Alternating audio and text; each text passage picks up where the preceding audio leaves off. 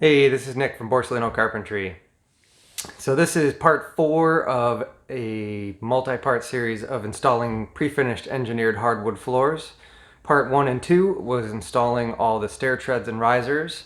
I'll put links to that in the description, as well as part 3, which was the layout of the hallway, the stair landing, and going into the bedroom, getting all that figured out. And so the next video after this one will be part 5, where I finish the bedroom. But this part 4 is installing everything that I laid out in part 3. So here it is. All right, so I've got the floor cleaned up. I got the jambs all cut.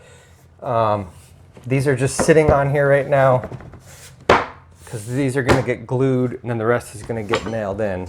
And I've also got to make a spline here because I've got the tongue on this one going into the groove on this nosing. So I've got to switch directions. So these are going to go the opposite direction. So I got to make a spline and I got to cut all these pieces. And I've got them all marked out where I was going to do it. So I'm going to cut a bunch of pieces and kind of set them in place, make sure they all fit, because all my marks are going to get covered up by the rosin paper when I go to put the floor down. So that's next. And again, this was a 1 degree angle here. So I'm just going to measure, mark it,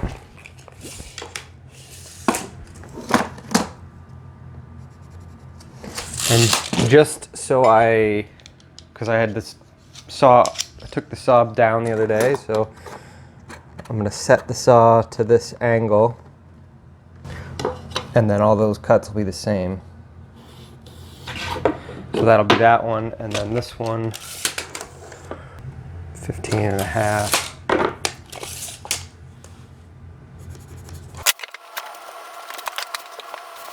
Once I get the spline in, that'll be perfect. This angle looks really good right there. Get the next ones and just keep going.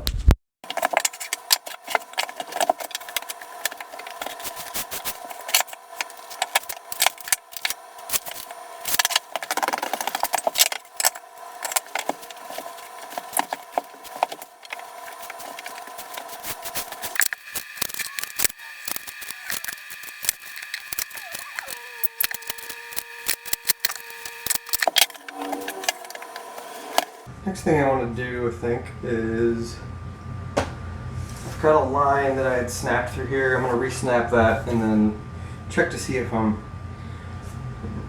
running with that pretty good, and then probably pull off of here and snap line, because my next one's going to go right in through into the bedroom. I want that to be pretty straight.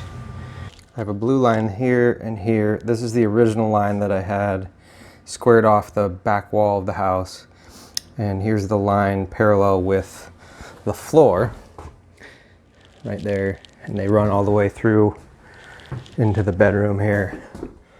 If you can see them right here and right here, and they are within 1/8 of an inch of each other, which is acceptable to me. So I guess we're good now.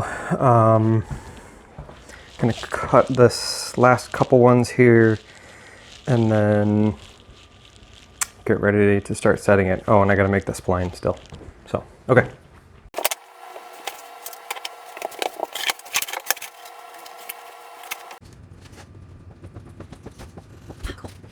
Yep.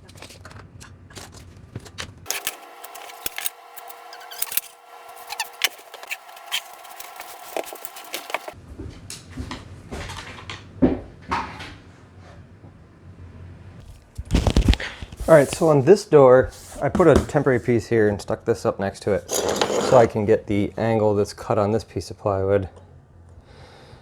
And this plywood sticks up above this, so this carpeting is actually gonna do something here. There's gonna be some sort of a cap or something. It's kind of weird, I'm not exactly sure. This one's higher, this one's lower. It's just is what it is, old house.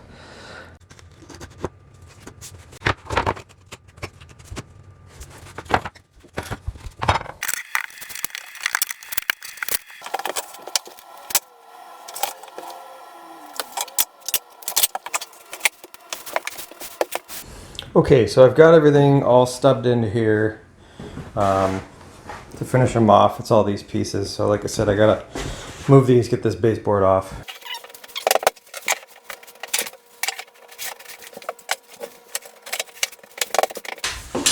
So I'm just gonna measure and then add a 1/4 inch or more so that it will end up going underneath the baseboard.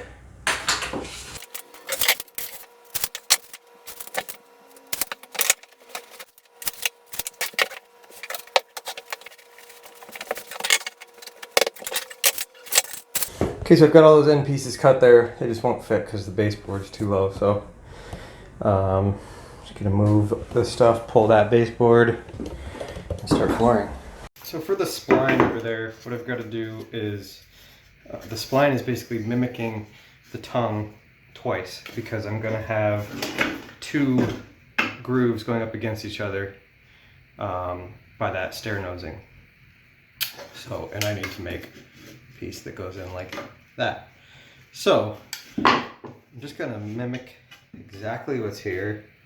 I'm just gonna rip that out of a piece of this, and I'm gonna need some to do a spline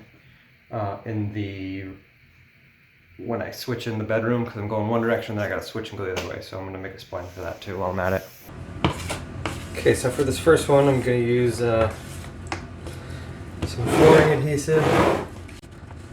And I want to get it in this little big crack here. Not crack, but gap.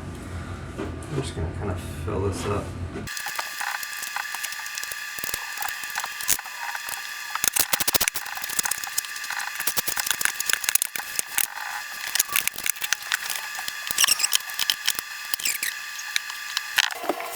Got the spline already in here.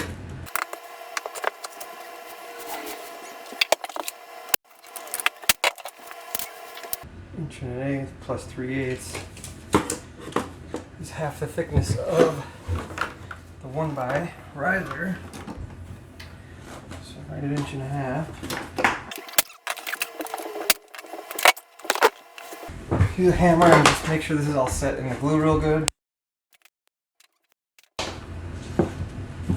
I'll push that in all the way. Try and get it there.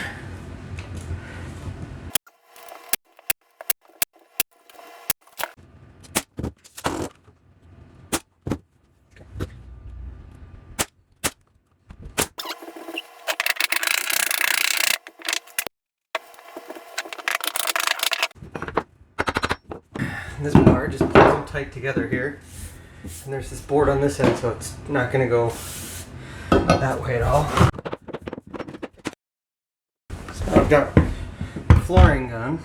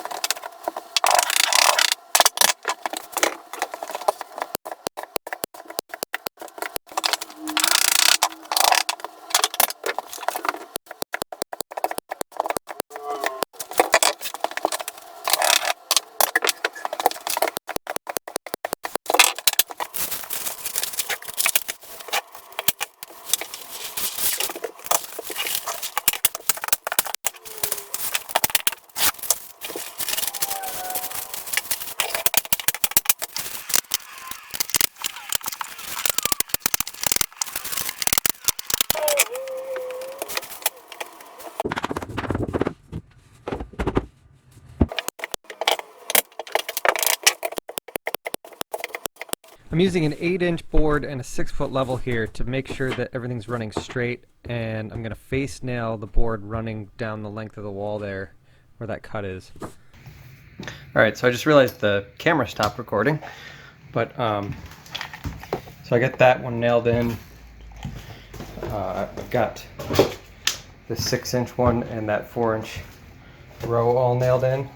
What I did, because I couldn't get the flooring gun or anything in here, was I had to face nail this with finish nails, and then I used a level on here to make sure this row was perfectly straight, and I nailed it in. I'm going to screw this 1x4 in so that I've got something to stick that next board up against. So to do that, I'm just going to make sure it's tight right here. Now I don't know exactly what this has to be yet, so I'm going to have to snap a line and then measure back to it. So to do that, I'm going to set this one in here for a second. If I hold my tape on the one on this crack right here, and I measure out, let's go 2 feet.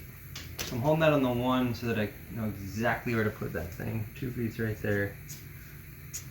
I'll just take a screw and put it in this mark here. So over here I'm going to measure 23 inches because on the other side it was 24, but I held it on the 1. So I made that mark. Now I'm going to snap a line all the way through, holding it over the mark that I just made. Now that I've got a line running all the way through, I just hold my tape at 23 inches and work my way all the way down this board and screw it in, and then I'll be good to nail these in. So now I'm going to use a straight edge and just make sure that everything's running good here. And then I'm going to go to the staple gun because the flooring gun won't work because it'll hit the board I just put in. And now I can slide this board in and go back to the regular flooring gun. Now you see here when I plug the hose in, a nail shoots out. So you have to be really careful. I always plug it in with the gun on the unfinished floor because if it shoots out and sticks into the floor, that'd be really bad.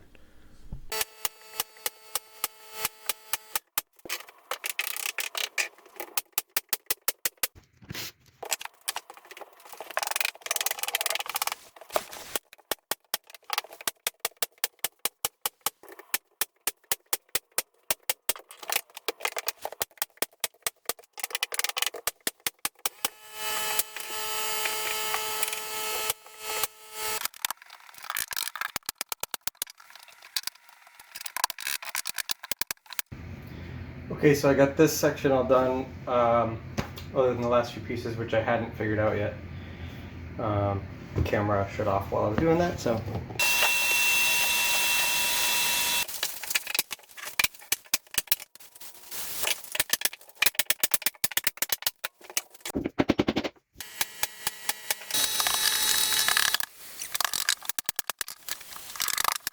So I've got these all figured out and I marked where all the cuts go.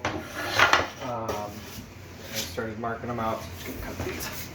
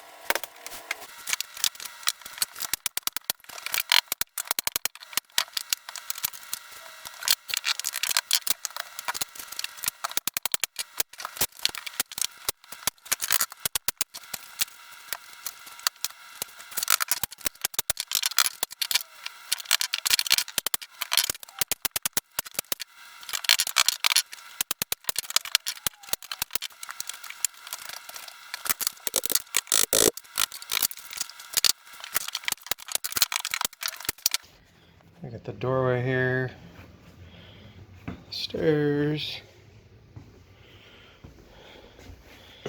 going into the bedroom.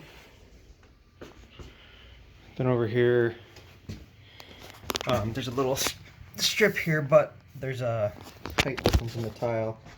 So there's going to be a little threshold here that's going to cover that gap. And then I'm going to continue that pattern, same thing I did in front of the bathroom right here, into this closet, and then there you go. So I've got these last 4 rows laid out, ready to cut.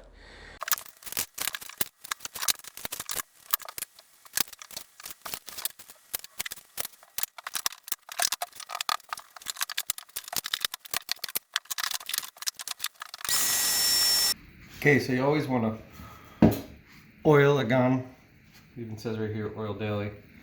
Just use some air tool lube, 3 drops.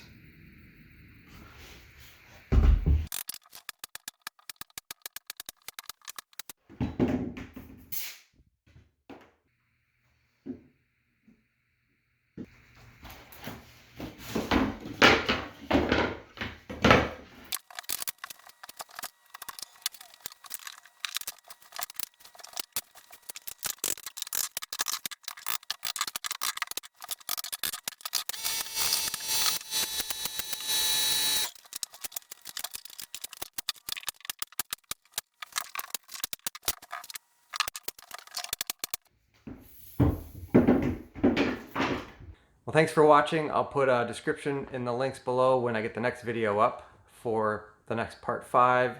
And check out my other links down there, and see you on the next video.